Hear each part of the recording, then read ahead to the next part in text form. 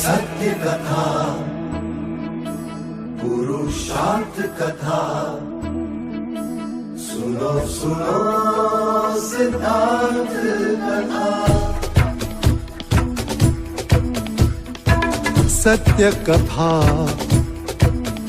पुरुषार्थ कथा, सुनो सुनो सिद्धार्थ कथा।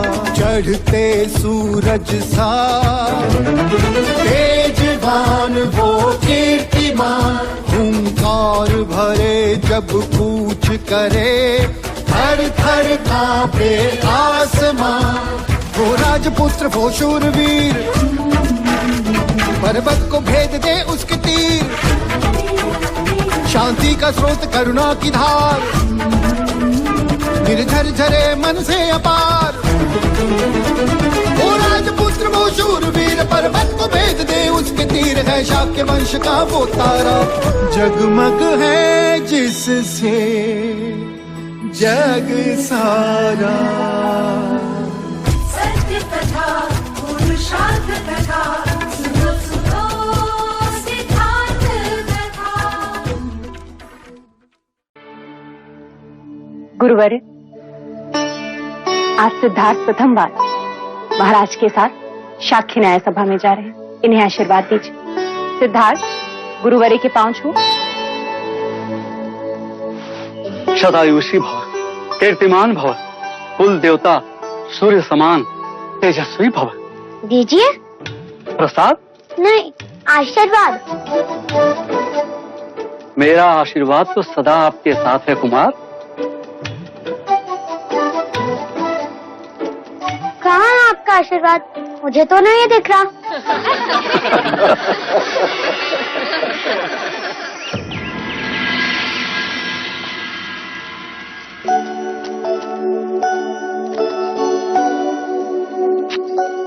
क्या न्याय सभा जाने के लिए इतने आभूषण पहनना आवश्यक है माँ? हाँ, क्यों? तभी तो तुम युवराज लगोगे। तो क्या आभूषण ना पहनने से युवराज युवराज नहीं होते? तुम्हारा नाम सिद्धार्थ नहीं, प्रश्न होना चाहिए था।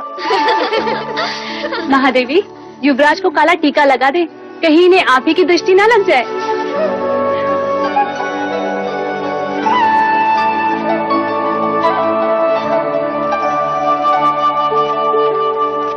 लीजिए देव, युवराज न्याय सभा जाने के लिए सज्ज है। मुझे इतने आभूषण पहना दिए हैं कि अब तो मैं ढंग से खेल भी ना सकूंगा। पुत्र, तुम युवराज हो, इतना बोझ तो तुम्हें उठाना ही होगा। चलें? क्षत्रिय ऐसे नहीं है, ऐसे चलते हैं।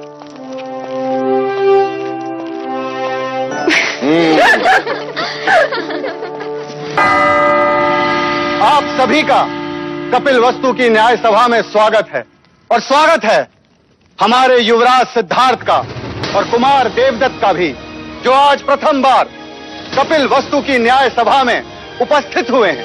युवराज सिद्धार्थ की, युवराज सिद्धार्थ की, युवराज सिद्धार्थ की। शांत हो जाइए, शांत हो जाइए।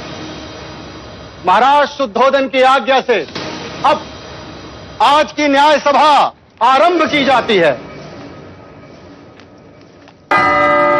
अब दोनों किसान अपनी अपनी न्याय याचना लेकर महाराज के सम्मुख उपस्थित होंगे।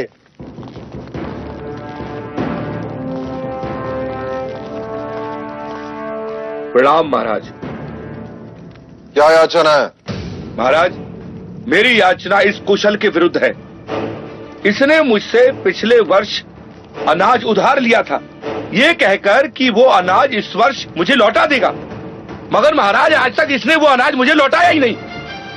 कैसे लौटाऊं महाराज? पिछले 2 साल से उपज नष्ट हो रही है, इस साल भी कुछ हाथ नहीं लगा। ये असत्य बोल रहा है महाराज। आप चाहे तो अपनी सिपाही से पूछ सकते हैं। जब सिपाही इसे लेने आया था उस समय भी ये अपने गेहूं को तेल लगाकर उसे बोरियों में भर रहा था। महाराज, मेरे पास 2 ही बोरी गेहूं है, उसी से मैं अपने परिवार का पोषण पूरे वर्ष करूंगा महाराज। गेहूं को तेल लगा के इसलिए रख रहा था कि वो खराब ना हो, और आपके सिपाही मुझे पकड़ के यहाँ ले आए। वो 2 बोरी गेहूं भी मैं इनको दे दूंगा तो हम खाएंगे क्या? महाराज, अगर ये अनाज नहीं दे सकता तो इससे कहिए कि ये अपने खेत दे दे। अगर मैं खेत दे दूंगा तो अनाज कभी न लौटा पाऊंगा महाराज। दोनों पक्षों ने अपनी राय रख दी है, अब महाराज न्याय करेंगे। युवराज सिद्धार्थ, कुमार देवदत्त। पहले मैं न्याय दूंगा। अवश्य। महाराज, मेरा मत है कि हम न्याय क्षत्रिय विधि से करें। कुशल ने गौरी को दिया वचन पूरा नहीं किया, इसीलिए कुशल को अपना खेत गौरी को देना चाहिए। महाराज, ऐसा न्याय न करें महाराज, हम नष्ट हो जाएंगे। दया करें महाराज। कुमार सिद्धार्थ, तुम कहो।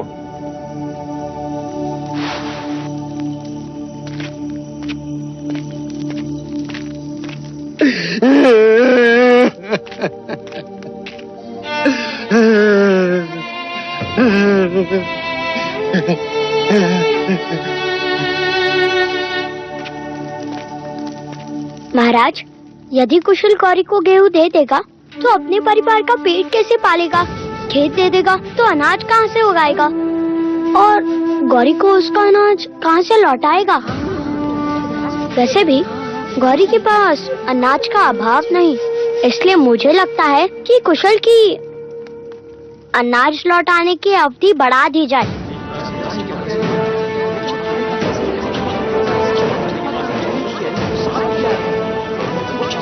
मैं देवदत्त के न्याय से सहमत हूं। यदि व्यापारी अपना वचन पूर्ण नहीं करेगा तो राज्य का व्यापार रुक जाएगा। इसलिए कुशल को, गौरी को कुछ न कुछ तो देना ही होगा। क्षमा करें महाराज, चलते समय मेरे पास जितने पन थे वो सब गौरी को दे दिए मैं। महाराज, इसने मुझे कुछ नहीं दिया। महाराज, गौरी असत्य कह रहा है। महाराज, मैं असत्य क्यों बोलूंगा? महाराज, आप कहें तो मैं सत्य का पता लगा सकता हूँ। ठीक है, तो करो परख, कौन है सत्य और कौन असत्य। सिक्के दो गौरी। किंतु युवराज, ये सिक्के तो मेरे हैं।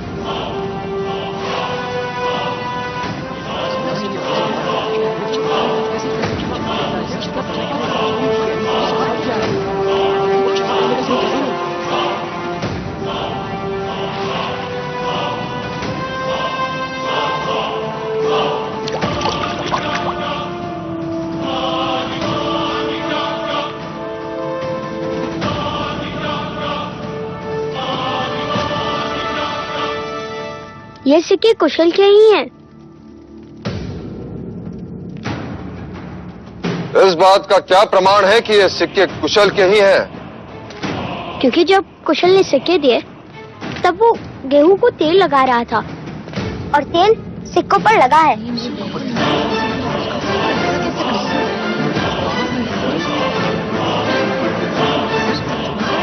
क्षमा महाराज, क्षमा। ये सिक्के कुशल के ही है महाराज, कुशल की।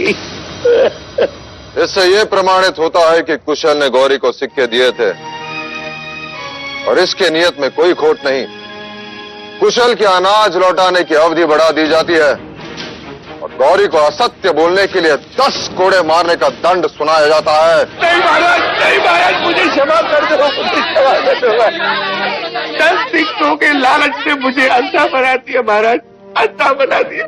मैं अगर आज के बाद असत्य बोलूं तो मेरे अनाज और खेत सब आपके। महाराज, गौरी को क्षमा कर दीजिए, अब से वो कभी असत्य नहीं बोलेगा।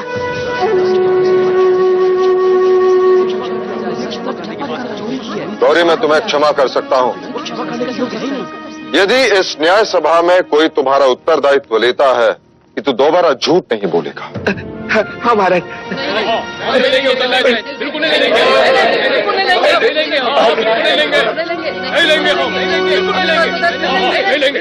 देखा गौरी, तुम्हारा उत्तरदायित्व लेने के लिए कोई तैयार नहीं, इसलिए तुम्हें 10 कोड़े मारने का दंड। महाराज, गौरी का उत्तरदायित्व मैं लेता हूँ।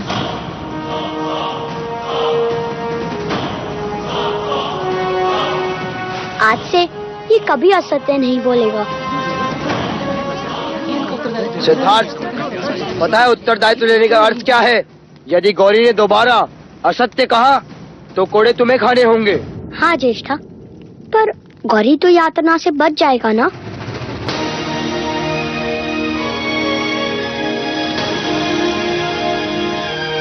युवराज सिद्धार्थ की जय हो। युवराज की युवराज की युवराज की युवराज की युवराज की युवराज की युवराज की युवराज की।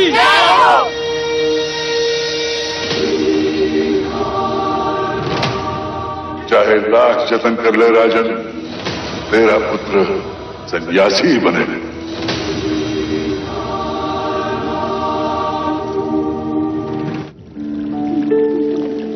सारे नगर में सिद्धार्थ की न्याय कुशलता की चर्चा हो रही है। पूरा कपिलवस्तु खुश है। क्या हुआ देव, क्यों मन अशांत है? आज तो आपके क्षत्रिय ने पूरी न्याय सभा जीत ली। न्याय करना क्षत्रिय का लक्षण है और बुद्धिपूर्वक न्याय करना ज्ञानी का लक्षण। परंतु अपराधी का उत्तरदायित्व लेना करुणा का लक्षण है प्रजापति। और राज्य करुणा से नहीं चलता। राजा को वज्र से भी कठोर होना चाहिए। जब अपराधी के चमड़ी पर कोड़े पड़ते हैं तो उसे उसकी पीड़ा नहीं, अपने न्याय के गर्व की अनुभूति होनी चाहिए। किंतु देव, युवराज अभी बालक हैं और सुबह की धूप कच्ची ही होती है। इसी कच्ची धूप को प्रखर करने का समय आ गया है प्रजापति। ठीक कहा। हम सिद्धार्थ को तक्षशिला के गुरुकुल भेजेंगे। सिद्धार्थ तक्षशिला नहीं जाएगा। तो क्या आप सिद्धार्थ को गुरुकुल की शिक्षा से वंचित रखेंगे? मैं उसके लिए यही गुरुकुल बनाऊंगा। मेरी आंखें ही उसके लिए तक्षशिला होगी। हमारे कुल के सभी बालक एक साथ यही पढ़ेंगे, कपिलवस्तु में।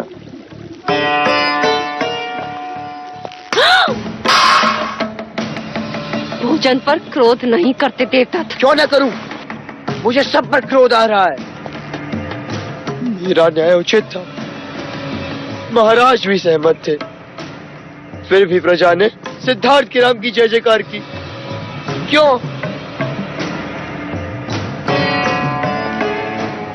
आंसू पोंछो देवदत्त, इस भांति रोते नहीं। अब तुम बड़े हो गए हो। यदि आप महाराज से बड़े होते तो राजगद्दी हमारी होती। देवदत्त सच ही तो कह रहा है वो।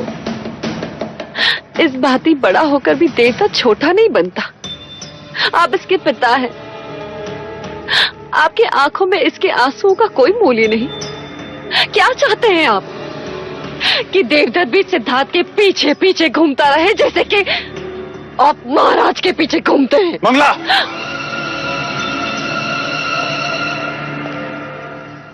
अब देखना देवदत्त के आंसुओं का मूल्य कौन चुकाता है, महाराज सिद्धोधन अथवा युवराज सिद्धार्थ।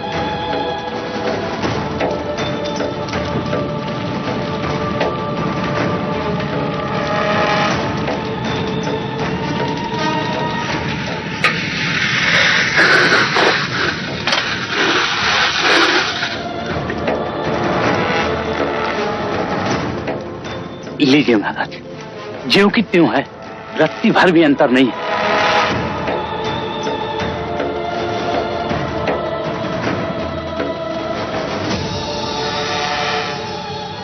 ध्यान रहे, किसी को पता न चले। महाराज, अगर मुंह बंद करने का कुछ मूल्य मिल जाता तो।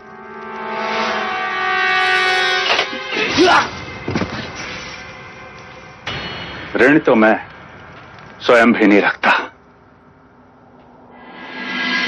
अरे अरे इधर इधर, अरे उधर नहीं, उधर नहीं, उधर नहीं, अरे उधर, अरे इधर इधर इधर इधर, अरे उधर इधर इधर, अरे इधर इधर, अरे इधर इधर।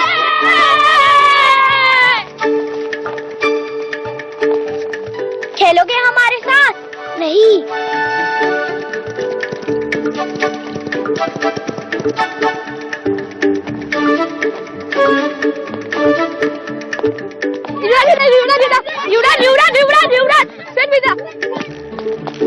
कुमार वहाँ मत जाइए, वहाँ युवराज खेल रहे हैं। चल।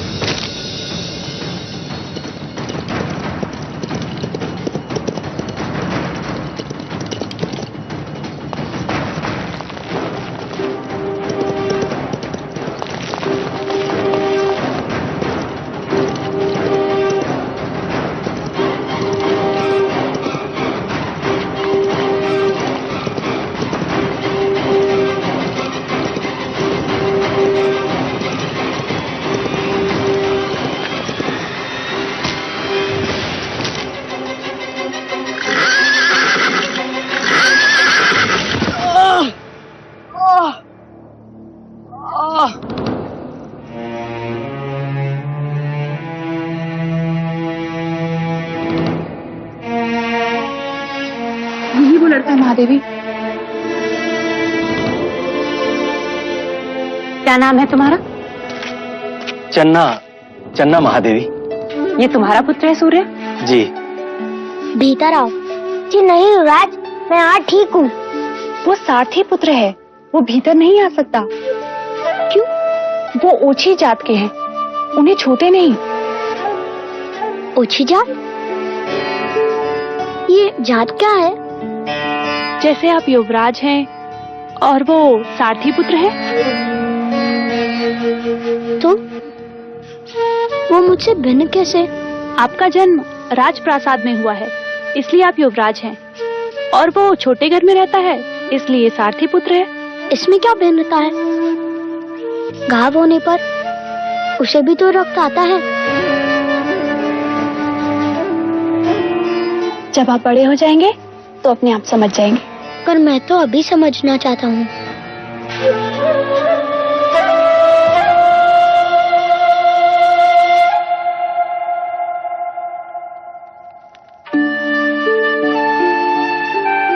अरे नहीं नहीं युवराज, ये क्या कर रहे हैं आप?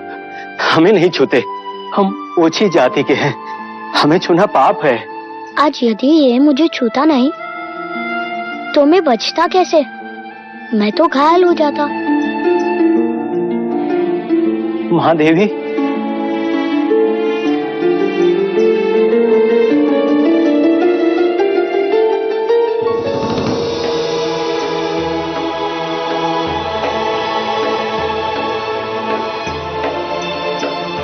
देवदत्त कैसा है? उन्हें अधिक चोट आई है, और ये बात तो मुझे अब बता रही है। चल। देवदत्त, महाराज को पता चलेगा तो क्या होगा, तुम्हें पता है?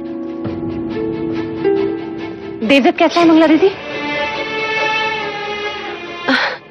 देखो ना, सिद्धार्थ को बचाते बचाते घोड़े पर से गिर गया। भाइयों का प्यार तो देखो जरा।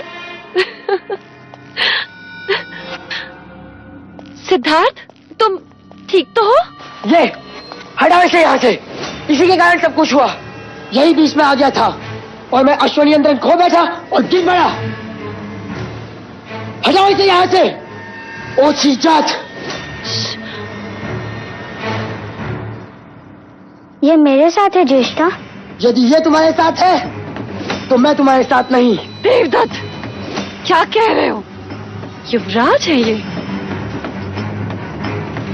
कोई बात नहीं मंगला दीदी, हमें तो इस बात का संतोष है कि दोनों कुमार स्वस्थ हैं।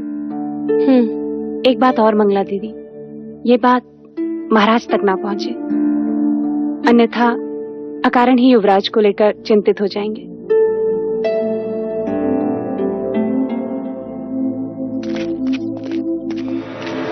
मैं भी तो यही चाहती हूँ कि महाराज को पता ना चले। देवदत्त, अच्छा अवसर चला गया हाथ से, अन्यथा आज तो मेरा आखेट बन ही जाता। आखेट करना है तो धैर्य रखना सीखो, अन्यथा स्वयं ही आखेट बन जाओगे।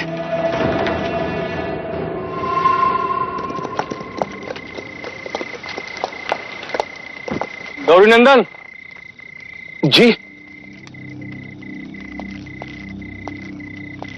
कहिए क्या आदेश है?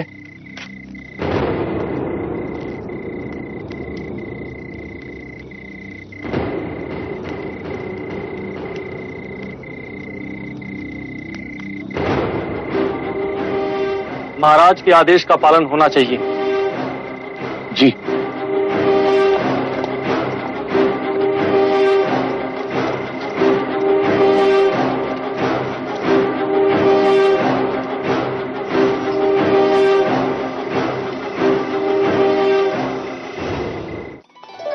हम सब कहाँ जा रहे हैं यार? हम सब हर वर्ष की भांति वक्र मंगल उत्सव के लिए जा रहे हैं। तो क्या हर वर्ष की बात ही अमिताभ बुआ भी आएगी? हाँ, आएंगी। और यशोधरा? वो भी आएगी। महाराज, खेतों की उपज फूले फले, इसलिए भगनी और ब्राह्मणों को भोदान दीजिए। परंतु हमारी भगिनी अभी तक देवदास से आई नहीं गुरुवर।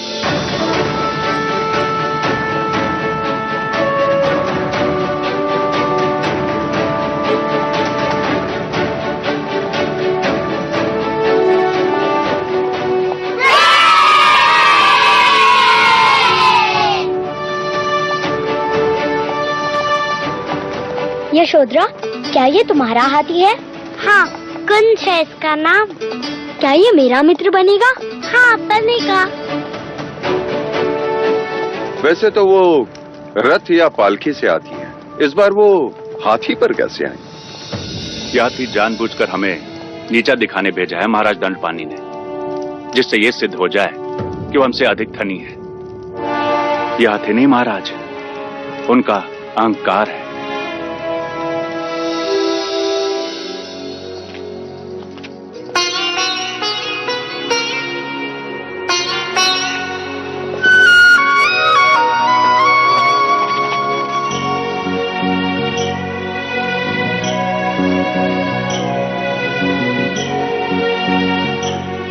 पल्लू से ढक दिया मेरी पुत्री को। इसका अर्थ जानती हो क्या? अब से ये तुम्हारी हुई। तुमसे किसने कहा कि ये पराई है? ये तो पहले से ही हमारी है। क्यों यशोधरा?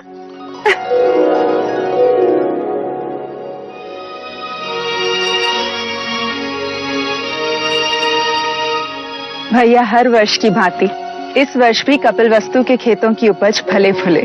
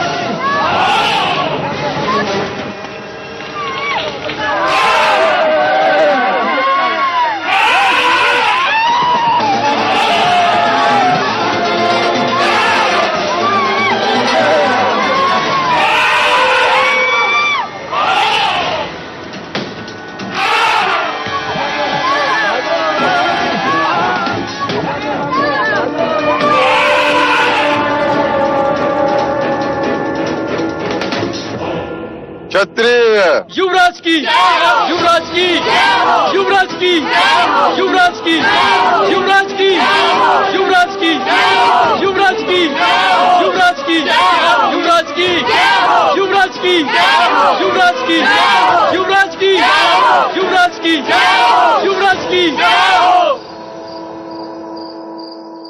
हाँ, अब मैं पासे फेंकता हूं। चौसर खेलते समय सामने वाले के मुख की ओर ध्यान नहीं होना चाहिए, उसके हाथों की ओर ध्यान होना चाहिए, अन्यथा वो कपट कर सकते हैं।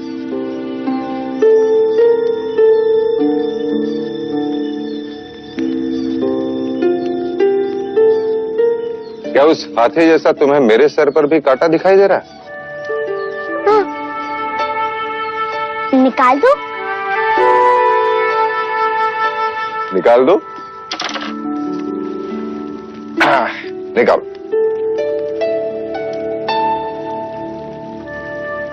ये देखिए, इसका रंग इतना भिन्न क्यों है?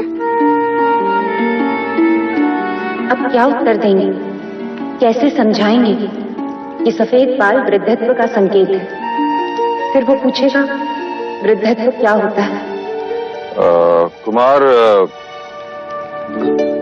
जैसे आपके छोटे पुराने दांत टूटकर नए दांत आ गए, उसी प्रकार बालों का रंग बदलकर वो गिर जाते हैं और उसकी जगह पे नए बाल आ जाते हैं।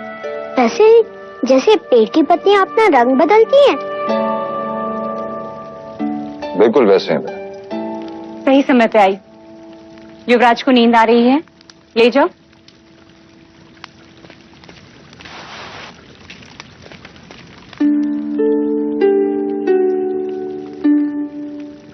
युवराज का ध्यान सूक्ष्म बातों पर है, बुद्धि कशाग्र है और निरीक्षण तीक्ष्ण।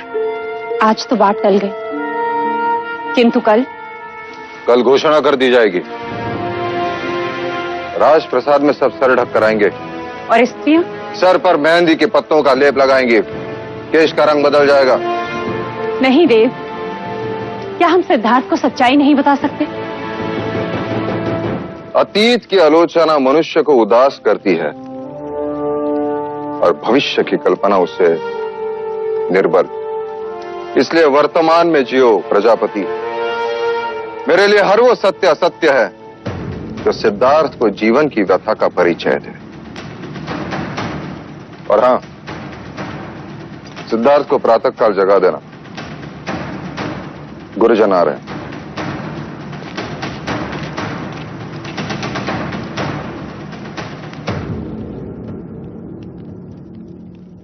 जैसे आपके छोटे पुराने दांत टूटकर नए दांत आ गए, उसी प्रकार बालों का रंग बदलकर वो गिर जाता है।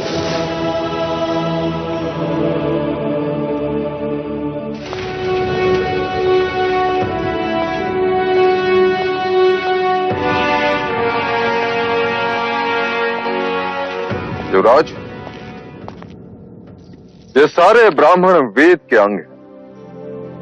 गुरु कौंडिल्य आपको शास्त्र की शिक्षा देंगे, गुरु अश्वपाल तुम्हें घुड़सवारी सिखाएंगे, राजनीति का ज्ञान गुरुवर्य तुम्हें देंगे, छंद एवं व्याकरण गुरुवर्य आपको सिखाएंगे।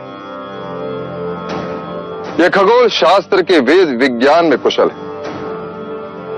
आज से ये सारे ब्राह्मण तुम्हारे गुरु हैं। इनके आदेश का पालन करना तुम्हारा धर्म है।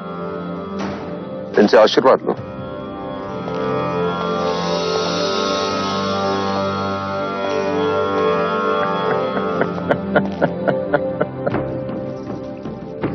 तो तुमने शिक्षा न प्राप्त करने का हट छोड़ ही दिया।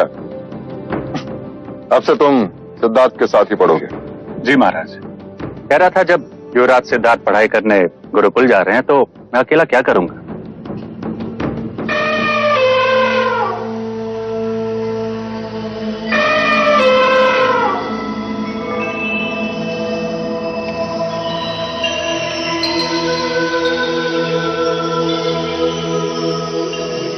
महाराज, हाथी और कुंवारी का सामने आना अच्छा शगुन है। युवराज अवश्य महान विद्वान बनेंगे।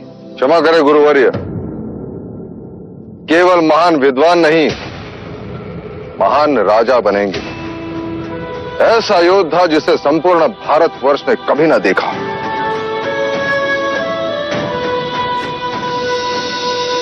ये क्या है? दीपक। ये दीपक ज्ञान और ध्यान का प्रतीक है। वो कैसे? ज्ञान का प्रतीक इसलिए कि जब यह प्रकाशित होता है तो हम निकटतम जगत को जान लेते हैं, और ध्यान का प्रतीक इसलिए कि जब यह प्रकाशित होता है तब सबका ध्यान उसी की ओर आकर्षित होता है। शिक्षा का प्रारंभ हम ब्रह्मनाद से करेंगे, अर्थात ओम के उच्चारण से करेंगे।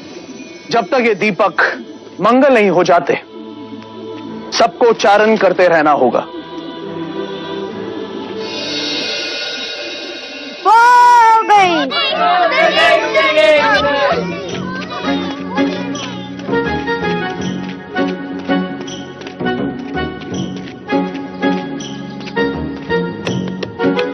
मेरी फेंकी गिल्ली सिद्धार्थ कभी नहीं ढूंढ पाएगा, रात तक भी नहीं।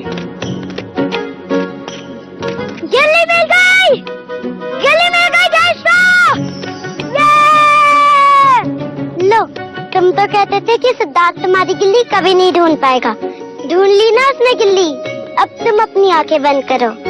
चलना, अब तुम्हारी बारी।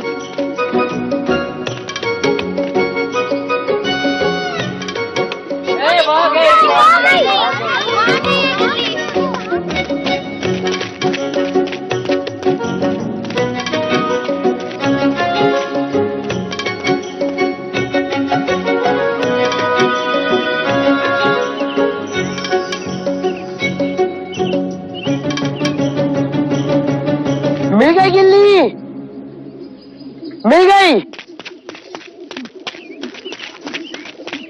ढूंढ ली मैंने, सिद्धार्थ से भी कम समय में। लेकिन ऐसा कैसे हो सकता है?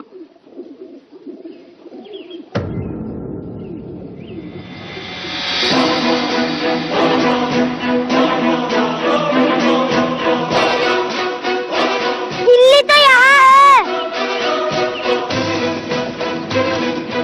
सिद्धार्थ इतनी जल्दी गिल्ली कैसे ढूंढ सकता है? अवश्य इसने कपट किया है। इसने हमें दूसरी गिल्ली दिखा दी। नहीं, सिद्धार्थ सत्य कभी नहीं बोल सकता। तो मैं सत्य बोल रहा हूँ। ध्यान रहे, मैं जेठ हूँ, कपट सिद्धार्थ ने ही किया है।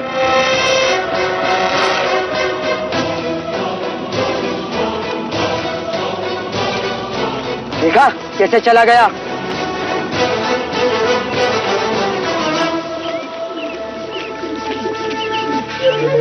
क्या हुआ सिद्धार्थ? क्या हुआ सिद्धार्थ को?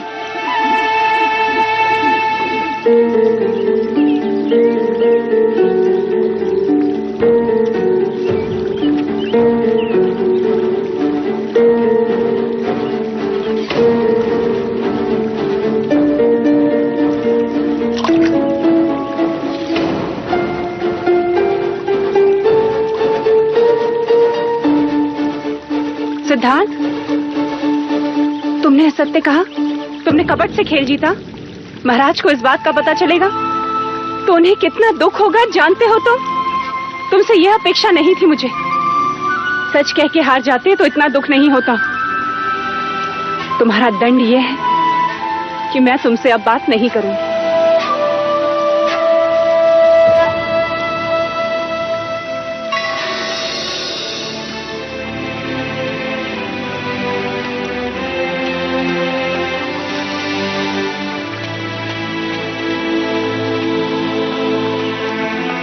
यही है वो गिल्ली जो मैंने फेंकी थी। देखो, इसका कोना टूटा है। चिस्ता की दिखाई हुई गिल्ली दूसरी थी। कपट चिस्ता से नहीं किया महादेवी।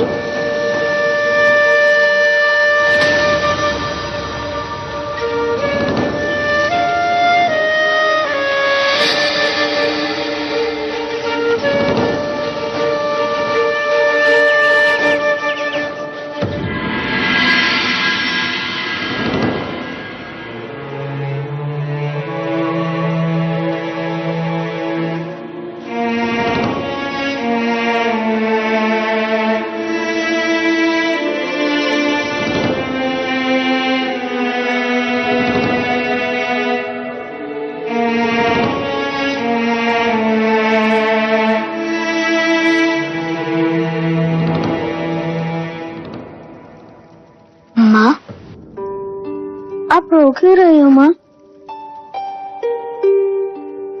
पुत्र, तू सही था, तो तूने प्रतिकार क्यों नहीं किया? क्यों नहीं कहा कि असत्य तूने नहीं, देवदत्त ने कहा था? माँ, आप ही ने तो कहा था बड़ों का मान रखना। मैं चेष्टा को झूठा कैसे कहता? यदि वो झूठा प्रमाणित होते तो उन्हें दंड मिलता। किंतु दंड तुझे मिला सिद्धार्थ। असत्य का आचरण देवदत्त ने किया, तू सच क्यों नहीं बोला? मैं सच्चा था इसलिए चुप रहा, क्योंकि सत्य स्वयं प्रकाशित होता है, उसे कोई छुपा नहीं सकता। ऐसा मैंने गुरुजी कहते हैं। किंतु व्यवहार में ऐसा नहीं होता पुत्र। स्वयं को बचाना मनुष्य का कर्तव्य है। अर्थात झूठ का आचरण करता। पुत्र, खरे सोने में भी जब मिलावट होती है ना, तभी आभूषण बनता है। अब से याद रखूंगा माँ। अच्छा बता, अब मेरा क्या प्रायश्चित है? अकारण ही तुझे दंड दिया।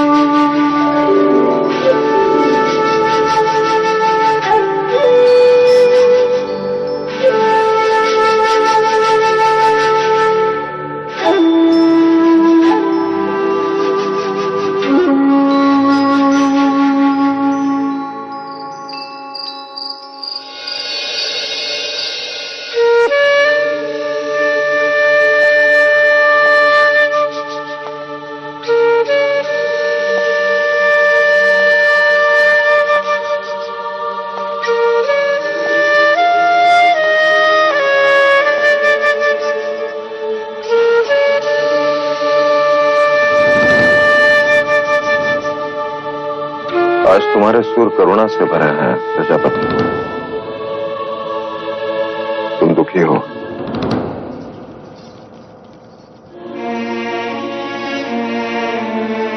हाँ देव, एक मां के लिए इससे बड़ा दुख क्या होगा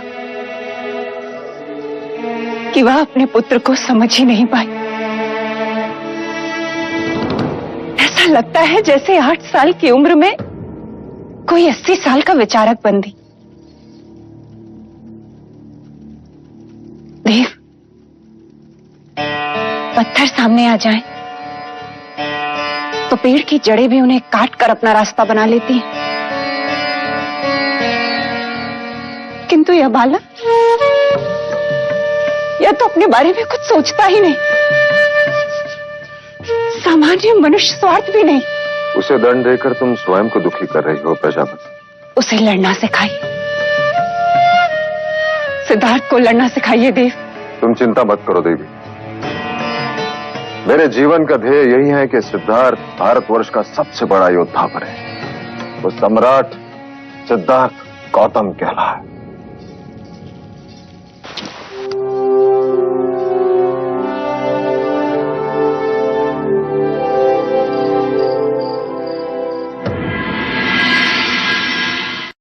सुनो सुनो